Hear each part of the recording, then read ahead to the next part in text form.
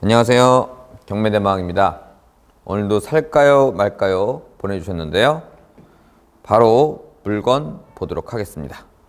사건 번호 2020 타경 55,102호 성남 수정구 태평동에 있는 주택입니다. 물건을 조사한 이유, 공부하는 입장에서 거주지 주변부터 조사하는 마음. 2번, 자력 여건에 맞는 물건 검색. 3번, 태평 3지구의 재개발이 지정되었고 이 물건은 태평 1지구의 재개발이 해제되었으나 여기다 투자하고 싶다. 자, 그리고 주변 시세는 땅이 20평, 건물이 한 40평 정도 되는 게 이제 태평 3지구입니다. 태평 3지구. 그러니까 재개발이 확정된 곳 한 6억 정도 하네요. 평당 3천만 원입니다. 자, 질문 바로 들어가도록 하겠습니다. 자, 부동산에 들어가서 이것저것 조사를 했는데 보충해야 할 사항은 무엇인가요?가 1번 질문입니다. 2번 질문. 17명이 상속을 받은 물건인데 이게 뭔가요? 라는 질문입니다. 가족인가? 결혼을 많이 했나? 혼자 이런저런 생각을 했는데 뭐 중요한 사항 같지는 않지만 어떤 식으로 유추해 볼까라는 질문이었고요. 그런데 제일 중요한 이거에 따른 투자 가치, 한마디로 살까요 말까요는 빠졌어요. 그래서 제가 3번 질문을 살까요 말까요로 바꾸도록 하겠습니다. 자, 영상에 저 청룡사가 경매가 나온 겁니다. 조그만 사찰이에요. 그래서 좀 진행을 하다 보면 이 단독주택하고 이 절이 경매가 나온 겁니다. 그럼 경매지를 바로 보도록 하겠습니다. 소재지는 아까 말씀드린 태평동이고 물건의 종별은 주택, 토지의 면적은 2.69평입니다. 건물의 면적은 4.55평이에요. 너무 작죠? 딱 보니까 토지 및 건물이 지분 매각입니다. 자, 이렇게 지분이 나왔을 때는 첫 번째로는 그럼 총 면적은 얼마인가를 분석해 보셔야 됩니다. 제가 분석을 해보니까 총 면적 토지는 21.7평이에요. 21.7평. 그리고 건물의 면적은 28평 중 4.5평이 나온 거고 토지는 21평 중 2.6평이 감정가 5,700만 원에 최저가 4천만 원에 진행되고 있습니다. 지금 현재 평당 1,500만 원입니다. 자, 위치를 보면 자, 이와 같이 크게 보이지만 한 4차선 정도 되는 왕복, 이거 이제 골목길로 들어가는 나름 코너 자리입니다. 여기에 이제 이거 두 개의 필지를 합쳐서 21점 몇 평 중에 2.6평이 나온 거고요. 건물은 여기 2계층으로 올라가서 28평이다 라고 생각하시면 됩니다. 자, 그런데 질문 중에 좀 특이한 게 있었는데요. 여기 보시면 소유권에서 박누구의 16명 했는데 상속이에요. 상속. 그중에 그 상속분 중에 일부가 경매가 나온 겁니다. 자, 17명한테 상속을 했다. 이건 사실 그게 가족인지 뭔지 저는 사실 잘 모릅니다. 하지만 그 유언에 의한 상속이 아닌가라는 생각이 들 뿐이에요. 한번 볼까요? 보시면 돌아가신 모양이에요. 그래서 상속이 17명이 이루어졌는데 성도 다 다르고 사는 곳도 다 다르며 나이도 굉장히 다양합니다. 제일 연세가 많으신 분은 1913년생도 계세요. 그리고 제일 나이가 어린 분은 84년생 두 분 계시는데 이렇게 13년생부터 84년생까지 다양하게 상속이 이루어졌습니다.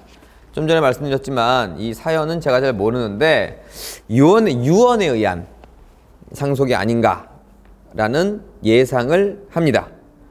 그리고 이제 부동산에서 물어본 것도 잘 물어보셨습니다. 지금 20평짜리가 6억이니까 토지값으로 6억이니까 평당 3천 이렇게 나와 있는 상태입니다. 자, 이거는 그냥 제가 질문이나 내용 간단히 봤지만 그런 거랑 관계없이 이런 물건을 분석하는 가치가 있다 없다에 대한 결론을 내리는 법을 잠깐 설명해 드리도록 하겠습니다. 여러분들도 제 설명을 듣고 이런 물건에 대한 원칙을 한번 세워보시길 바라겠습니다. 자, 이 동네는 평당 3천입니다. 그런데 자세히 보면 재개발이 되는 곳이 3천이고 재개발이 안 되는 곳은 3천이란 말은 없습니다. 지금 조사한 것은 재개발이 되는 곳이 평당 3천만 원에 20평짜리 단독주택이 토지 면적 20평짜리 단독주택이 6억이라고 조사가 되었습니다. 지금 여러분들한테는 안 보이겠지만 그 꼼꼼히 이제 메모를 해와갖고 저한테 사진을 찍어서 보내주셨습니다. 그러면 길 건너 차이지만 재개발이 되는 3천과 재개발이 되지 않는 1,500. 이 1,500이 과연 싼 것이냐? 아니면 아니다 비싼 거냐? 이런 거에 대한 나름 결론을 내보도록 하겠습니다. 자, 재개발이 된다, 확정됐다, 임박했다. 조금씩 다른 의미지만 된다는 얘기입니다. 그러면 재개발이 된다는 건 토지와 건물값 플러스 프리미엄을 예상하고 거기에 P가 붙은 겁니다. 좀 좋게 말하면 프리미엄이고요. 나쁘게 말하면 거품입니다. 근데 그게 실제로 그렇게 거래가 된다면 그건 거품이라고 현재 할 수는 없는 상태입니다. 뭐 경기가 안 좋아지거나 기타 사항으로 그 거품이 빠질 수는 있을지 몰라도 이런 경우가 제일 잘 빠지죠. 아, 재개발이 되려다가 잠시 중단됐습니다. 이러면 이제 거품이 훅 빠지겠죠. 그럼 그 거품이 훅 빠지는 금액이 재개발이 확정되지 않은 금액입니다. 따라서 태평 3지구를 조사를 하실 게 아니라 태평 2지구를 열심히 조사하셔야 됩니다. 왜냐? 태평 2지구는 특별한 관계에 의해서 지금 재개발이 해제된 상태입니다. 물론 해제됐다 그래서 안 한다는 아닐 거예요. 뭐 다른 형태로 할 텐데 그래도 하는 지역과 하지 않는 지역은 그 프리미엄이라는 것, 나쁘게 말하면 거품이라는 것 때문에 평당가가 차이가 많이 난답니다. 그래서 저는 그 기준을 한 30% 정도 감가하고 싶습니다. 그러면 그 태평 3지구가 3천이면 그 건너편인 재개발이 해제된 지역은 2천이라고 보여집니다. 그러면 2천만 원짜리 동네다 라고 보여지고 2천만 원짜리 동네에 현재 4천만 원을 2.69평으로 나누니까 평당 1,500인데 그게 과연 싼 것이냐? 지금 예상은 다른 지분권자, 다른 상속받은 사람이 낙찰되면 사가지 않을까라는 상상 또는 예상을 하시는데 그게 꼭 이루어질 수 있다라고 볼 수가 없다. 따라서 이게 멀쩡한 주택이라면 1,500 뭐 나쁘지 않다. 그냥 평범하다. 아주 좋은 건 아니고 그렇게 보여지지만 이거 같은 경우는 흔히 말하는 특수물건입니다. 지분입니다. 지분. 따라서 어떤 최악의 상황에 따라서는 17명, 나를 포함해서 17명이니까 낙찰자를 포함해서 17명이니까 16명을 상대로 소송 등 합의 등 이런 노력과 시간과 비용이 추가될 수 있다는 점에서 저는 30%가 싸진 지금 1,500은 마음에 들지 않는다.